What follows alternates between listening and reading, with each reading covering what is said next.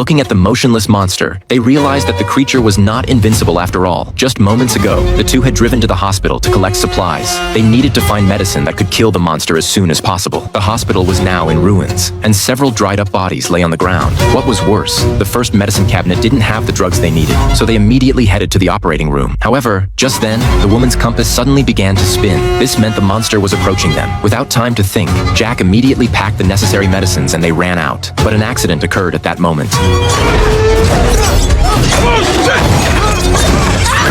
Tentacles suddenly extended from the walls, continuously attacking them. Fortunately, they weren't injured. In the critical moment, the two immediately ran toward the roof. But when they reached the corridor, Jack was suddenly caught by a giant tentacle. No matter how much he struggled, he couldn't break free. Seeing this, the woman immediately grabbed an axe nearby. Then, using all her strength, she chopped at the tentacle. The monster finally released Jack, and the two took the opportunity to escape, but the monster had no intention of letting them go. Soon, the two were cornered. In the critical moment, Jack suddenly noticed gas canisters nearby. He instantly had a bold idea. Jack immediately jumped behind the bar counter. Then he immediately aimed his gun at the corridor. When the monster charged at him, Jack pulled the trigger.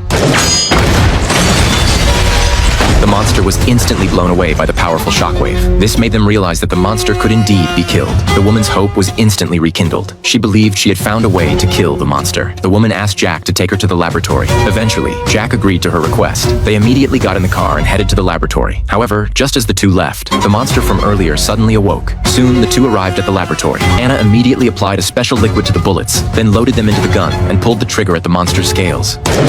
But the bullets caused no damage to the scales whatsoever. All their efforts ended in failure, but the woman didn't want to give up. She decided to fight here until the very last moment. Seeing this, Jack could only leave by himself. In the laboratory, the woman kept conducting experiments, but each time ended in failure. She had no idea what was going wrong. However, just then, the compass in her hand began to spin again.